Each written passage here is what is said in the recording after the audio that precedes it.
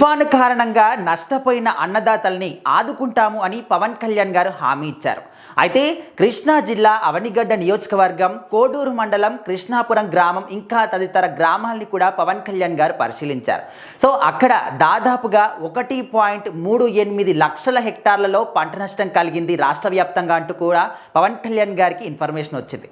ముఖ్యంగా కృష్ణా జిల్లాలోనే 46,000కు పైగా హెక్టార్లలో పంట నష్టం కలిగింది అంటూ పవన్ కళ్యాణ్ గారు అక్కడికి వెళ్ళి స్వయంగా మోకాళ్ళ లోతు ఉన్నటువంటి బురదలో కూడా ఆయన నడిచి అక్కడ రైతులతోని మాట్లాడడం జరిగింది.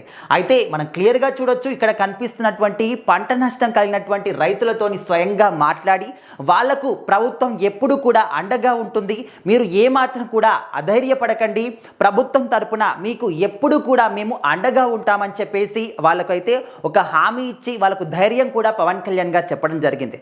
సో దాదాపుగా ఏ ప్రజా నాయకులైనా కూడా ఈ విధంగా ప్రజల దగ్గరికే వెళ్ళి కానీ అండ్ వాళ్ళు ఎలాంటి పరిస్థితుల్లో ఉన్నారు, వాళ్ళ పంట ఏ విధంగా నష్టపోయిందని చెప్పేసి ఎక్కడో ప్యాలెస్లలో ఉంటూ అక్కడే ఉండి మాట్లాడడం ఇలాంటిది కాకుండా పవన్ కళ్యాణ్ గారు కావచ్చు, సిబిఎన్ గారు కావచ్చు, ఇప్పుడున్నటువంటి ప్రభుత్వం స్వయంగా ప్రజల దగ్గరికే వెళ్ళి వాళ్ళతోనే మాట్లాడి వాళ్ళ పంట పొలాలకే స్వయంగా వెళ్ళి మోకాళ్ళొత్తు బురదలో ఉన్నా కూడా అక్కడికి వెళ్ళి వాళ్ళతో పాటు మాట్లాడడం అనేది చాలా రేర్గా, చాలామంది రేరు ప్రజానాయకులు, కార్యకర్తలు, అదేవిధంగా రాజకీయ నాయకులు చేస్తూ ఉంటారు.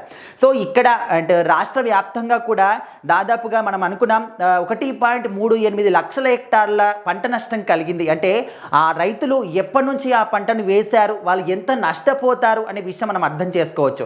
సో వాళ్ళందరికీ కూడా ప్రభుత్వం నుంచి ఎప్పుడూ కూడా అండగా ఉంటామని చెప్పేసి పవన్ కళ్యాణ్ గారి హామీ ఇవ్వడం, ముఖ్యంగా గ్రామ పంచాయతీలు అన్నీ కూడా పవన్ కళ్యాణ్ గారి ఒక శాఖ కిందికే వస్తాయి కాబట్టి సో ఓన్లీ వ్యవసాయం అనే కాదు, మిగతా శాఖలన్నీ కూడా పశు నష్టం జరిగిందా, చిరు వ్యాపారులకు నష్టం కలిగిందా, సో మత్స్యకారులకు పంట ఏ విధంగా నష్టం జరిగింది అని చెప్పేసి అన్నీ కూడా పవన్ కళ్యాణ్ గారు క్లియర్గా అడిగి తెలుసుకున్నారు.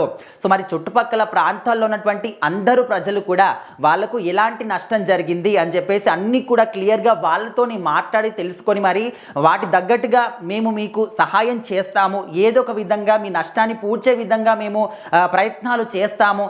అండ్ ఆల్రెడీ అక్కడ కేంద్ర ప్రభుత్వానికి కూడా అర్జీ పెట్టుకున్నాము, వాళ్ళు కూడా ఏదో రకంగా మన రాష్ట్రానికి హెల్ప్ చేసే దిశగా కూడా ముందుకెళ్తున్నారు అని చెప్పేసి కూడా పవన్ కళ్యాణ్ గారు జనాలకి హామీ ఇచ్చి వాళ్ళకు ధైర్యం చెప్పడం జరిగింది. సో ఆల్రెడీ కొంతమంది నివాసాలు కూడా కోల్పోవడం జరిగింది, వాళ్ళందరినీ కూడా పునరావాస కేంద్రాల్లో ఉంచి వాళ్ళకి కావాల్సినటువంటి బ్రేక్ఫాస్ట్ కావచ్చు, లంచ్ కావచ్చు, డిన్నర్ కావచ్చు, వాటర్ కావచ్చు అన్నీ కూడా దగ్గరుండి అధికారులు చూసుకున్నారు.